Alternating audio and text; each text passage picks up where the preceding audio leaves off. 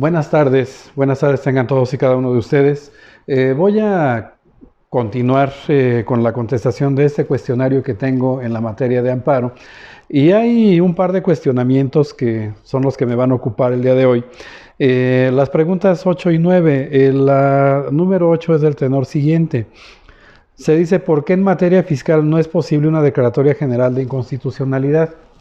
Aquí únicamente como un antecedente para saber exactamente de qué estamos hablando, he considerado que la Declaratoria General de Inconstitucionalidad en realidad se traduce en un medio de control concentrado de constitucionalidad.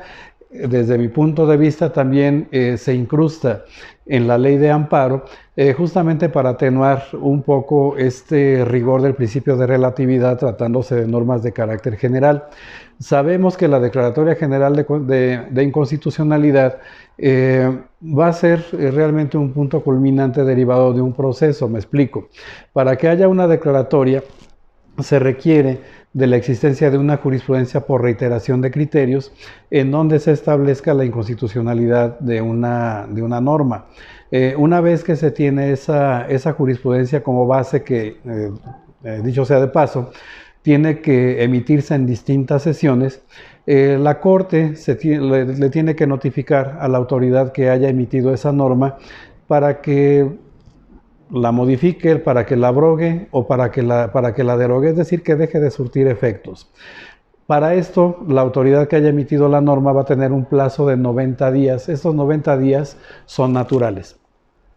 Si la autoridad que emitió la norma en ese plazo no hace una adecuación de la norma, abrogándola, derogándola, modificándola para ajustarla al texto constitucional, entonces la Corte, actuando en pleno y por una mayoría calificada de 8 votos, va a emitir la Declaratoria General de Inconstitucionalidad correspondiente, en donde, bueno, pues se va a definir perfectamente cuál es su contenido, desde cuándo comienza a tener vigencia y además ordenará que se haga la publicación correspondiente en el Diario Oficial de la Federación. A partir de ahí se entendería que esta norma, que ya pasó bajo el análisis de constitucionalidad, contrario a lo que sucede con relatividad, en este caso va a tener efectos de carácter general, esto es, la norma en definitiva va a ser expulsada del orden jurídico. Pero la norma va a continuar probablemente por ahí en el ordenamiento respectivo, de tal manera que alguna autoridad en el ámbito de sus atribuciones pudiera en determinado momento aplicar esa norma que ya se dijo que es inconstitucional mediante una declaratoria general. En este sentido, únicamente tenemos como una base el artículo 210 de la Ley de Amparo, que nos dice que si con posterioridad a que una norma o a la Declaratoria General de Inconstitucionalidad alguna autoridad aplica la norma, se podrá hacer la denuncia correspondiente. Pero en realidad este precepto no establece un plazo para que se haga esa denuncia. Yo quiero pensar que ello se debe justamente porque pues vamos a tener, en este caso, si se me permite expresarlo de esta manera, una dualidad. Por un lado vamos a tener una norma y por el otro lado vamos a tener el acto de aplicación. Esto supone que en tanto y cuanto se nos aplique esa norma, pues inmediatamente podremos verificar si esa norma es constitucional o si no lo es, mediante la consulta, en donde vamos a determinar si hay una declaratoria general al respecto. Aquí es importante abundar que pueden darse algunos criterios de interpretación en donde se pudiera determinar o establecer algún plazo prudente mediante los criterios que pudiera emitir en determinado momento la Corte.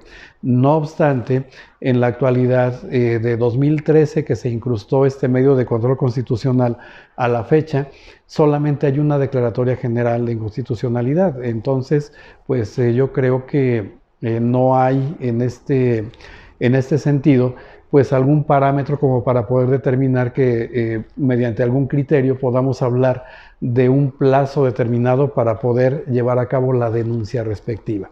Bien, eso es por un lado. Y respondiendo el otro cuestionamiento, ¿por qué no procede en materia fiscal?